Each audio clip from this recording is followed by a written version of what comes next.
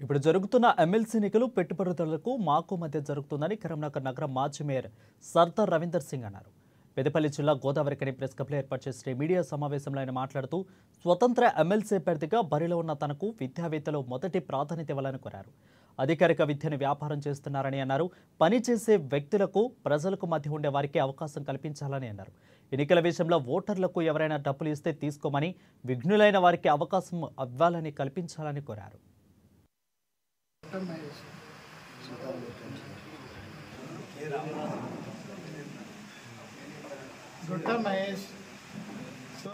MLC graduate elections ఒక పెట్టుబడిదారుతో ఎవరైతే పెట్టుబడులు పెడుతుండ్రో వాళ్లకు మాకు మధ్యన పోటీ.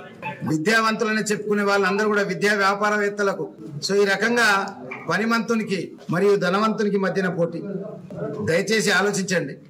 విజ్ఞునైన పెద్దగైన గురువులు, graduate and private teachers, lecturers, professors అందరికి కూడా నా రిక్వెస్ట్, ఒకసారి ఆలోచించండి ఓటు ఎవరికి వేయాలనేది. నిత్యం ప్రజలలో ఉండే వాళ్ళ అవసరమా? కరోనాలో కనీసం కన్నెత్తి చూడని వాళ్ళ అవసరమా?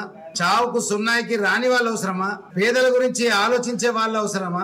ఈ రకంగా ఒకసారి ఆలోచించండి, ఆలోచించి ఓటేయండి. ఇవాళ రేపు కూడా సంచులు మోసుకొస్తారు, డబ్బులు మాత్రం పంచంది వాళ్ళు ఉండరు. దయచేసి దండం పెడితే పైసలు తీసుకోండి, కానీ నన్ను ఆశీర్వదించండి.